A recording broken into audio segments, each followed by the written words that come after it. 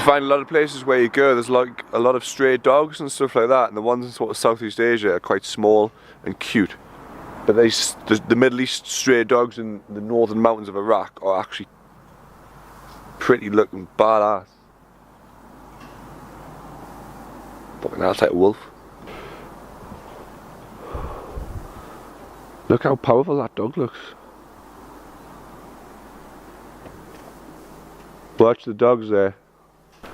Right, so now I'm taking a drive up the mountains to this place called Armenia, or Armani it's called. It's actually, this is cool this. So if you look back to the Bible, the three wise men, gold, frankincense, myrrh, they actually came from this town. So this is where they made the trek, apparently. Made the trek from this sort of small little village on top of a rock, which went all the way to Bethlehem. To give gold, frankincense and myrrh to baby Jesus. So this would be an interesting place to visit. But I mean, the views from up here are unreal.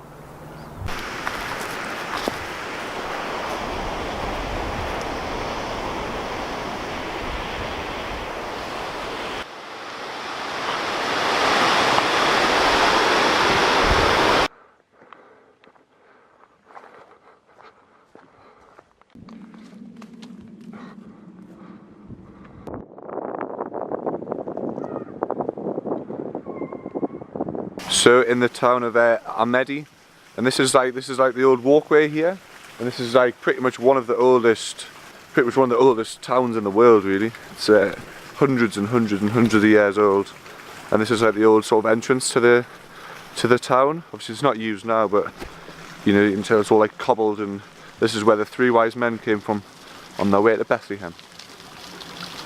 Maybe up here, I don't know. Who knows?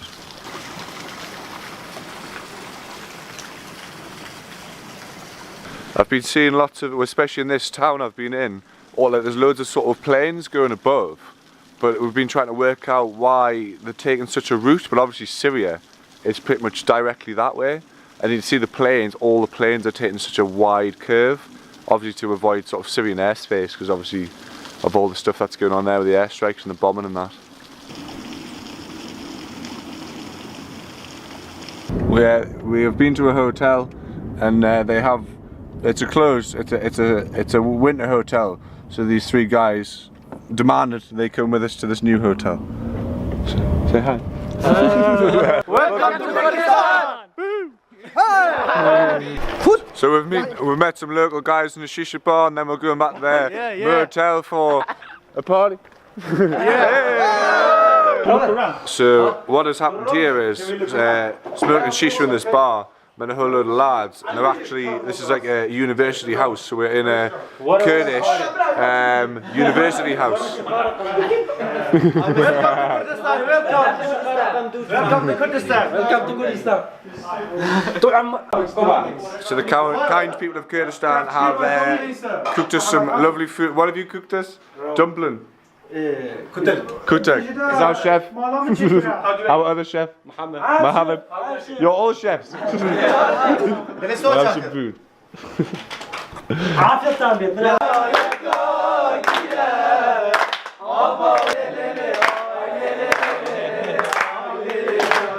Got some donkeys, got some cows.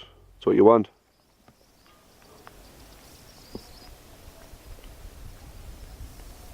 So I thought I'll try like a walk-in vlog, like a walk in the distance. I don't really have to walk, the car's just there, but it looks better for camera reasons, doesn't it?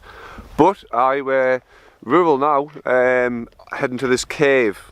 Been told by the guy at the hostel that there is a cave we should go and investigate and go and have a look at. But the scenery's here, it's quite cloudy, getting a bit British weather at the minute, like, but you know, it's canny, it's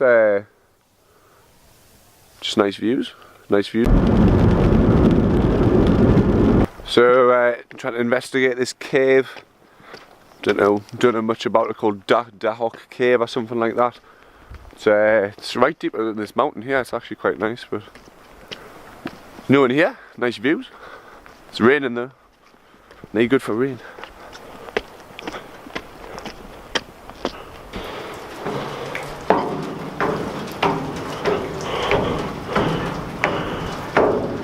So I got the cave, not really what I was expecting. Pot sort of random, really. Actually, it's on top of this like cliff, but there's like a drop down. I don't think you're supposed to go in there, but you know what that means. This is breaking into a cave in Iraq.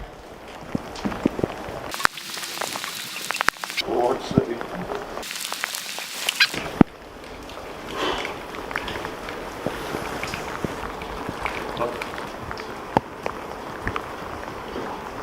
I've risen.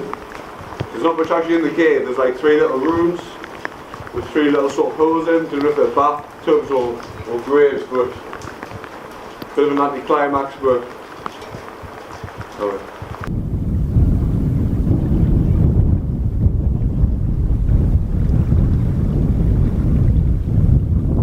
Checking in for another episode of what you wouldn't expect to find in Iraq, a lake. It's very much like England actually, it's very much like England. Like grey and miserable and wet.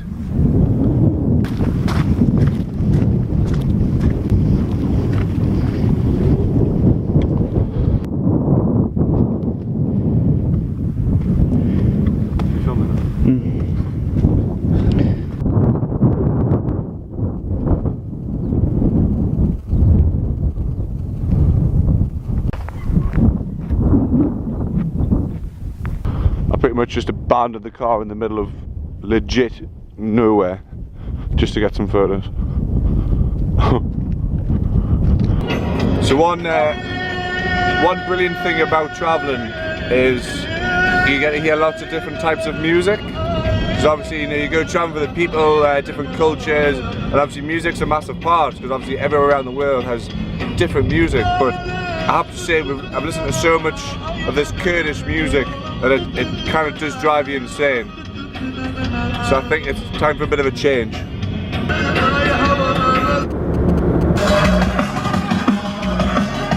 That's better.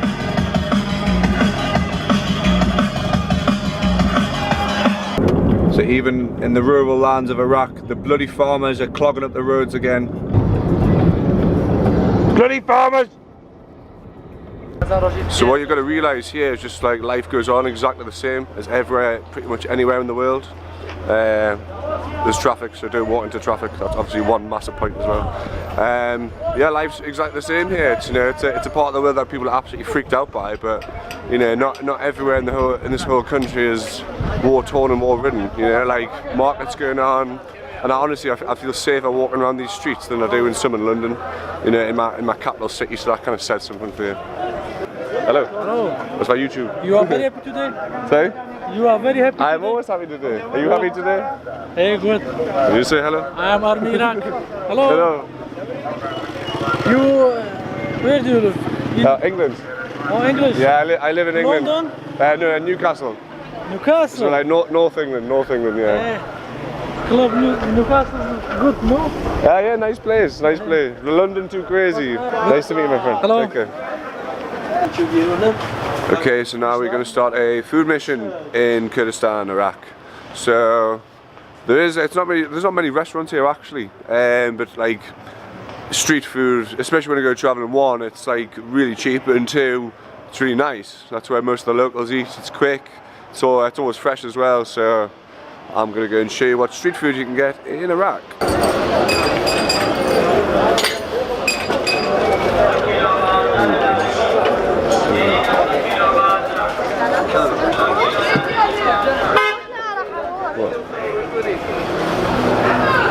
Yeah, it's got loads of different types of food, you know, standard chicken shawarmas everywhere. If you don't like chicken shawarma, then don't come here, because that's all they've got. They've got loads of like random dishes, loads of sugary stuff, loads of this sort of chickpea stuff, shitloads of chai. But definitely like your chicken shawarma, kebabi things, they are a hit here.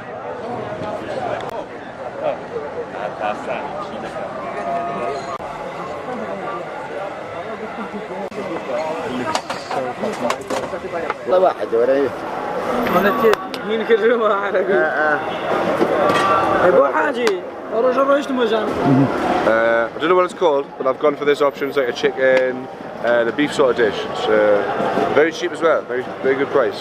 It's always a good price when you go travelling. Cut.